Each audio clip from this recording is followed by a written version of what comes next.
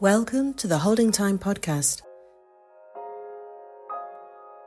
In this podcast, I talk to Leanne, a lecturer in the Department of Psychology at the Institute of Population Health in the University of Liverpool. She works in the field of maternal health, particularly focusing on breastfeeding. Together we talk about her journey from completing a PhD and working on the Born in Bradford project to her current lecturing role. This conversation touches on the research Leanne has undertaken, mapping out the complex emotions of guilt and shame around infant feeding, and how these feelings connect to maternal mental health issues. We also talk about the limitations and potential improvements in current breastfeeding initiatives, such as the Baby Friendly Initiative.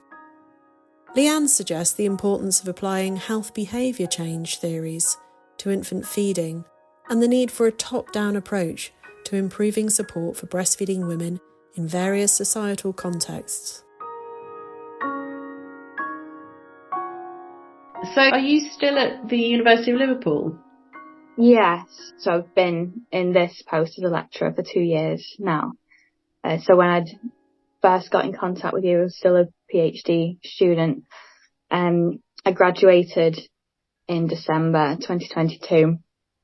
My contract ended for the demonstrator part of my PhD in that June of 2022. And I worked as an RA on the Born in Bradford project, and that was with the University of York. I was there for a year, but I missed Liverpool too much and came back and started as a lecturer a couple of years ago. So you were working with Born in Bradford for a little while?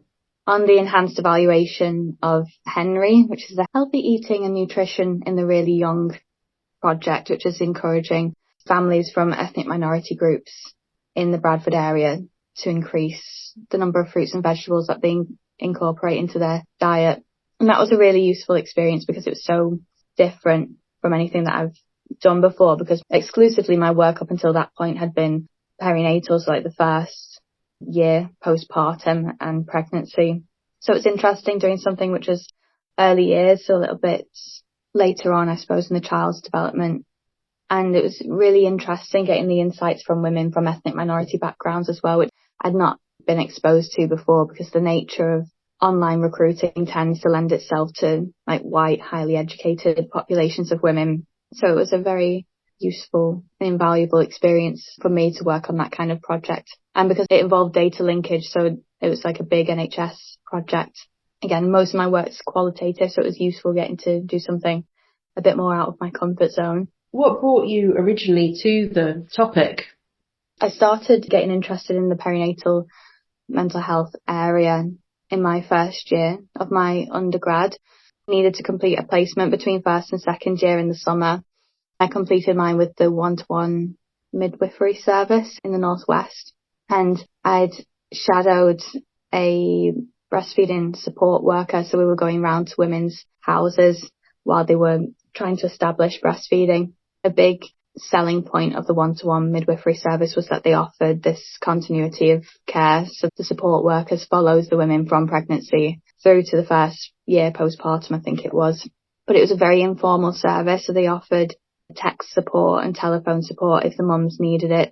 And prior to that, I had absolutely no experience of being exposed to breastfeeding at all from family or friends or anything. So I'd gone into it pretty naive, just thinking that it's pretty much a non-issue, really. People just get on with it and that's what you do. It was a very eye-opening experience for me, going around to these women's houses and seeing them really distressed and traumatized by the difficulties that they were having with establishing breastfeeding, and hearing their accounts of feeling insufficiently supported. It struck a chord with me that I'd been so naive prior to that point and hadn't been aware of this whole world that I'd just not been exposed to at all, because I identify as being quite a strong feminist. And so to know that there's this whole aspect of women's lives that's really crucial and a pivotal point of their life course that I'd not had any knowledge of before sparked an interest in me to research it further. Why do you think that you had such limited knowledge of breastfeeding? I know obviously you said that around you people didn't breastfeed, but why do you think it might be that breastfeeding isn't more talked about in feminism? I think part of it is an issue with exposure. So I know from the literature and the lecturing work that I do now that a big part of not being exposed to breastfeeding in public does centre around issues with the sexualisation of women's bodies in Western cultures. So even if breastfeeding is supported in certain areas, like you do see signs in some cafes saying, oh, we're pro breastfeeding, feel free to breastfeed your babies here. There's a lot of discomfort around exposure of the nipple during feeds. So there's a general consensus among the UK public that breastfeeding is fine so long as it's discreet, so long as baby's covered up, or so long as the nipple's covered. There seems to be issues around exposure. One of the areas of interest for me in health is these specific moments in a woman's life when she's subject to guilt and shame, especially shame. And so I can kind of see that a lot of them are associated with fertility. And actually, many of them, with the exception of things like abortion, many of them have not been really part of the sort of central thrust of feminism. You know, there's been this division between women who have children. That's reflected in the pay gap, which now is bigger between women who have children and women who don't have children. Yeah. The pay gap between them is bigger than the gap between men and women. So it's just sort of thinking about why these areas have been underserved by research, I suppose, and then looking at how your research might start to open up some of those empty spaces, some of those gaps.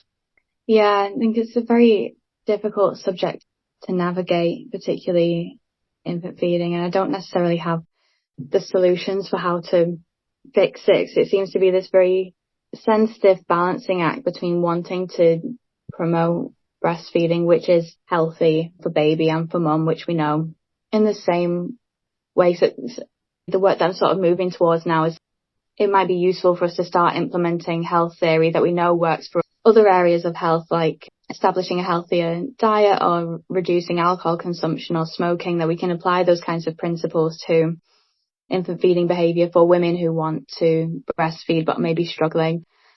So wanting to encourage healthy lifestyle choices in that manner, but by the same rule, not doing that at the expense of women's autonomy, comfort, voice, safety. And it's very difficult to get that balance right from clinicians that I've spoken to and mums. I think that's where the issue tends to lie. Do you think that some of it's to do with the fact that, or is it to do with the Baby Friendly initiative being, as it's titled, about being baby friendly? Yeah, that's a very good point. Language is very important, and the work that Vicky Fallon has done as well touches on this. I don't know if you've read it, but she produced a systematic review on the steps of the BFI and how effective they are for breastfeeding outcomes, and found that they're beneficial for the early outcomes, initiation rates, but these aren't substantiated past 1 month postpartum. So we still have the same issue with continuation rates. So essentially the guidelines aren't as effective as they could be in their current standing, in my personal opinion. Because the project moves around different places, and what I often hear is that a great deal of the sort of monitoring of the success of initiatives is based around the data that's collected at the hospital and then at 6 weeks. And if you say that the Baby Friendly initiative, mainly showing, Vicky's research showed that was mainly producing results at that 4 week, then it's really interesting, isn't it, to ask, and presumably this is where your research kind of comes in, it's like asking the question, what happens after the 6 weeks? Because they gather data at the hospital, sometimes it's not that accurate, to be honest. From talking to practitioners and health leads, they're sometimes a bit suspect about the data, because if a woman simply puts a baby on her breast, then she's classed as breastfeeding, even if she's got a bottle ready to go, sort of thing. And often also women who want to breastfeed but can't in a hospital setting have to produce a bottle in order to be released from hospitals. But then also It's where that data's recorded and how it's recorded, and is it being recorded in the right place. At 6 weeks, you've got the health visitor. And again, there's issues about whether or not they're recording the data, or if it's getting where it's being collated and how reliable it is. And then after that, there's just nothing. There's nothing. Yeah. We have no sort of knowledge of what's happening after 6 weeks. No, it's true. Yeah. I mean, the most recent data that we have on a national scale is the National Infant Feeding Survey, but that was discontinued. 2019. Yes. Was it? Was the last one. So they discontinued it, and from since then we just don't know. There's just localized data collection.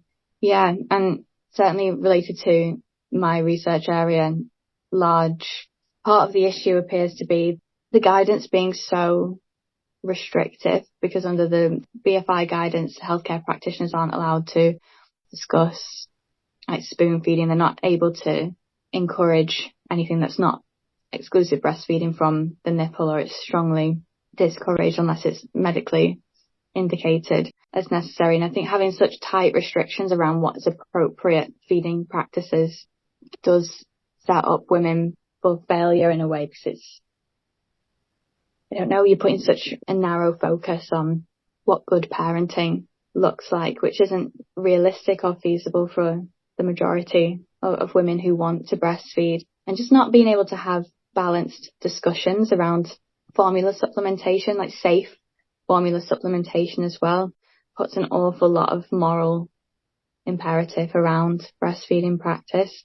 So I don't necessarily think it's the best way of approaching feeding. America has a better rate of breastfeeding than the UK. They have almost zero maternity leave and massively commercialised sort of sector in terms of formula, but they still are managing to do better than us. And yet we've got all this research-driven, NHS-based, good quality care and a support network and so on set up, and yet we don't seem to be getting something right.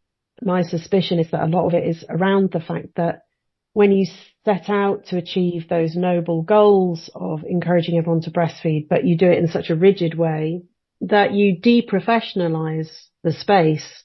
And so midwives and those who have contact with mothers quite often react by undermining it because they're not being given the space to offer personalised care. And so you find midwives just rebelling and not following the guidance at all. It does seem that when hospitals get the baby-friendly accreditation, that they do seem to have, in my experience of interviewing women, those hospitals do seem to have better care and support for breastfeeding than those who don't have it. And that's sort of backed up by a more solid rate of breastfeeding in that location. That's maybe just over after looking around maybe 5 different locations, at the hospital being the centre of women's birthing experience, because I often interview them a year afterwards. So I hear about the whole story, and actually what happens in that first moment is really important, but there's an awful lot that's very important that also needs addressing. I mean, there's a question about how much the medical profession can address, for example, cultural values that are deeply embedded. But I think by setting itself up so much in opposition, it creates this dichotomy that we definitely see in debates around breastfeeding. One of the main takeaways from my thesis overall is that ultimately it does require a top-down approach. It does require better provision of support for women in the workplace, which again is difficult because it's very difficult to enforce this legal protection of breastfeeding. We find in the literature that although there is legal protection of breastfeeding workers, very difficult to actually enforce. There's a lot of variation in the extent to which employers do actually support breastfeeding workers.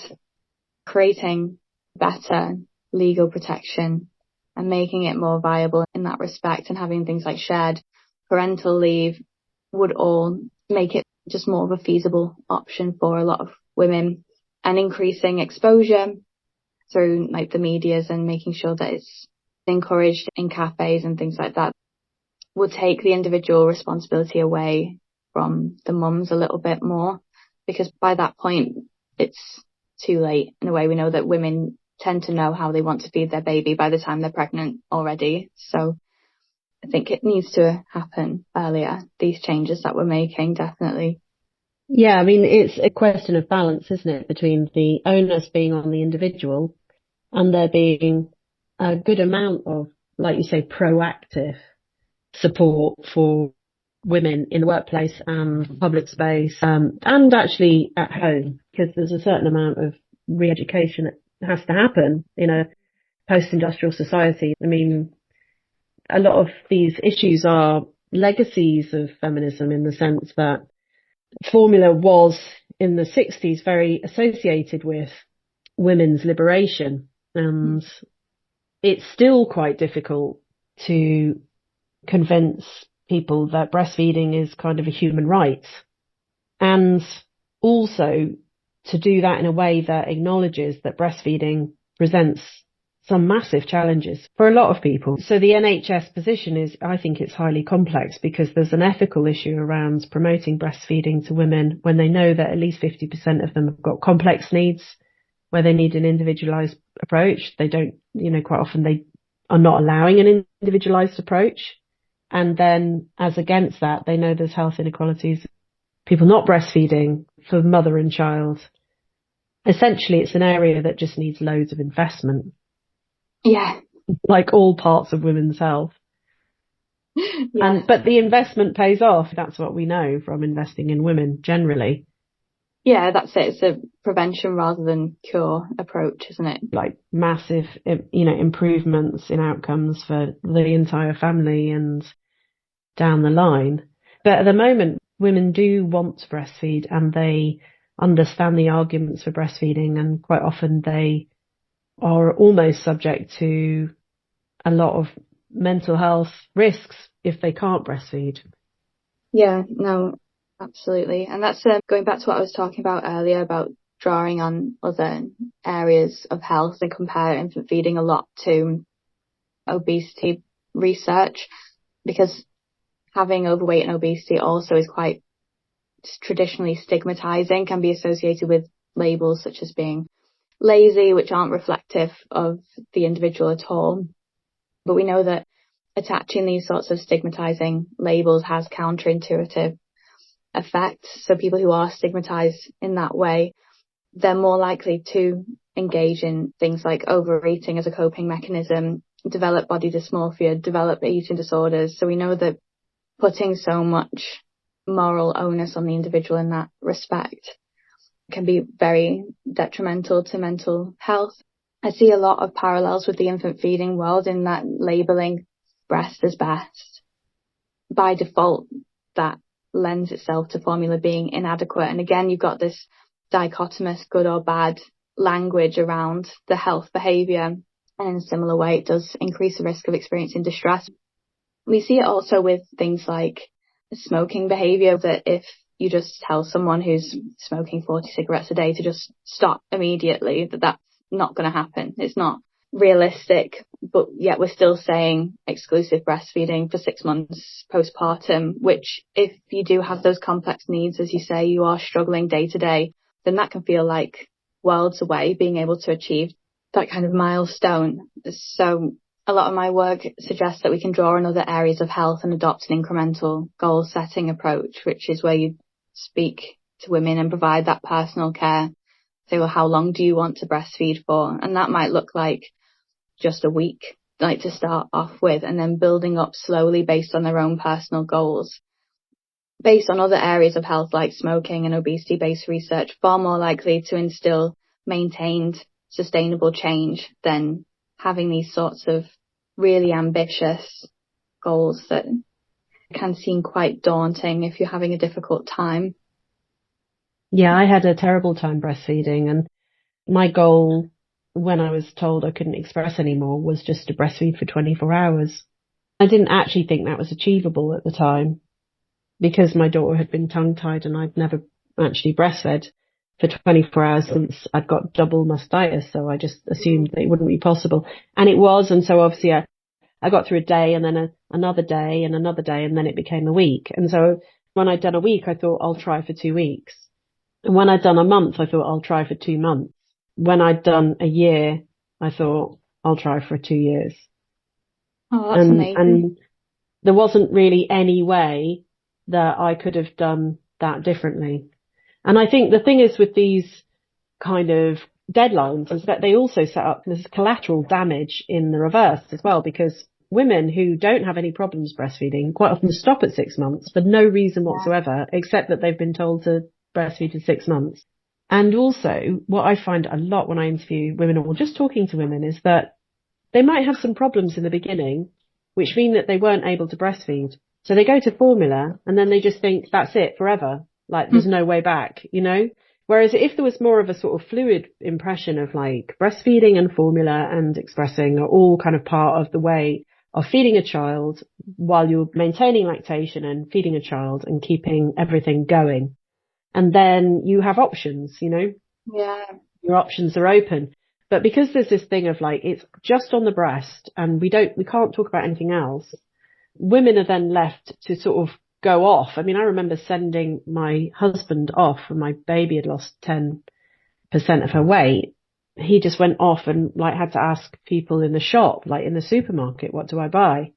So friends were texting us saying, you have to get this sterilizer and stuff. None of that advice had been given to us. And when I did get help with expressing and I went to visit the local weigh-in clinic and they had IBLC, really good, like breastfeeding counsellors there. They didn't know anything about expressing. Well, they knew only very basic information about expressing. They were real experts in breastfeeding on the breast and they could tell you every single different which way of doing that. But if you weren't able to do that because your nipples were bleeding or whatever and you wanted to express, their knowledge was much more limited. So I actually learned all about how to express using forums online, you know, just like some app that I downloaded. You know, I just basically found all my own information and it was all peer to peer. I had paid for a lactation consultant who told me I could express and saw me through that. And I later had another really great IBLC who helped me get the expressing going. But in terms of really learning about the whole process, I relied a lot on peer support and helplines, you know, like the Association of Breastfeeding Mothers and so on. There's all these tiers of like information going down with all these empty blind spots in all these places, you know. And so I do feel women are being sent off on a journey. They're being told there's only one road. There's actually, if that road's not working for them, then they're off road. They're now off road kind of figuring it out. Yeah, you also get, what I've seen in the literature and women I've spoken to, a lot of stigmatization around breastfeeding past 2 years. For that same reason, people tend to think, oh, that's a bit weird. Baby's got teeth now. Why are you still doing that? When there are still benefits to be had. So yeah, it's a really interesting point. You said that if you were to write a blog post for the site, that you would rewrite it. Why would you rewrite the post that you wrote for me in 2021? What is it about that you feel has dated, or what has changed in your thinking? I think as my understanding of health research has improved and the importance of integrating theory and models of health behaviour change into interventions has given me a deeper understanding of sort of the mechanisms that underlie people's decision-making processes with infant feeding. So I think I'd incorporate more of that into the blog now. We know from a lot of the health literature that knowledge isn't enough to change behaviour.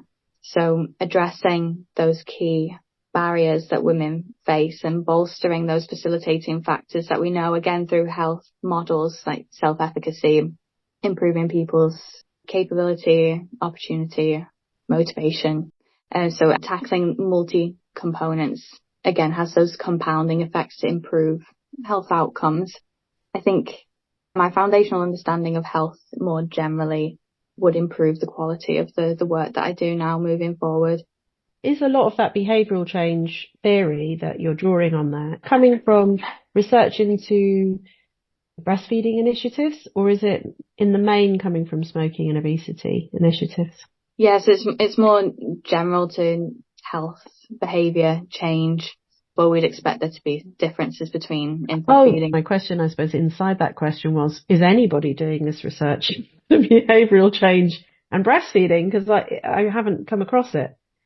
Not to my knowledge. I did review a proposal last year, I think it was. I think Vicky Fallon is to be supervising a decline student who's looking at behaviour change techniques and how that can be used to improve breastfeeding outcomes.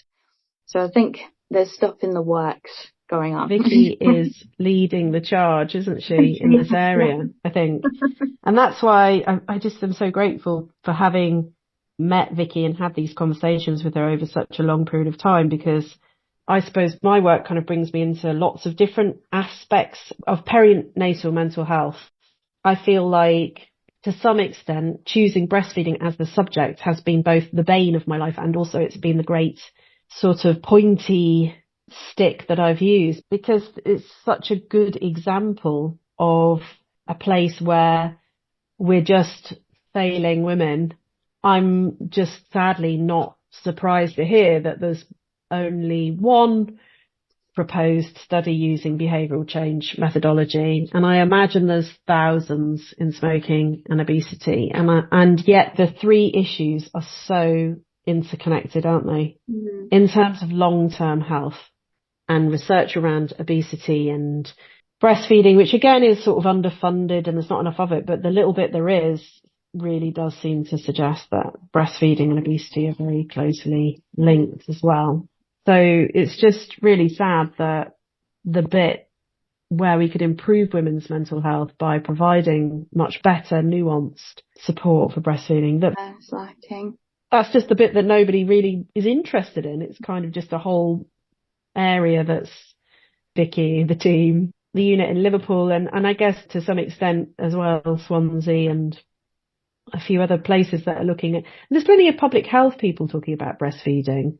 But it's always in the abstract. I think that's the issue. And even though I find public health officials to be massively supportive of breastfeeding initiatives, there's just this sort of academic maybe gap between these different fields of psychology, behaviour change, and public health and obesity, smoking, and all those other sort of determinants of physical well-being. Yeah, longitude and well-being, and it's not being connected up with mental health, and it's all a bit maddening, isn't it?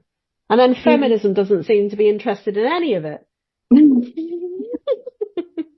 Maybe they don't want to touch it because it's so sensitive.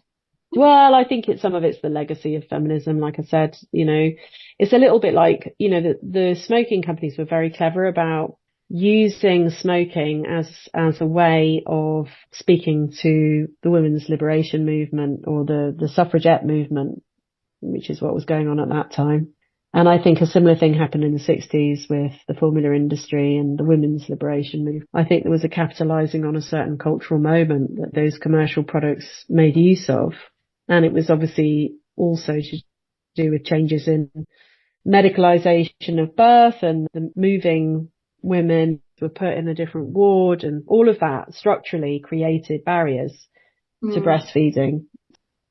So if you were to write something now, what would you want to centre it on? What would be your driving theme, do you think? Mostly just incorporate more of the literature that I have now. I'd published a structural equation modelling study last year, essentially showing the link between insufficient healthcare professional support, how that predicts infant feeding method, then how that predicts guilt and shame, and how that predicts depression and anxiety scores.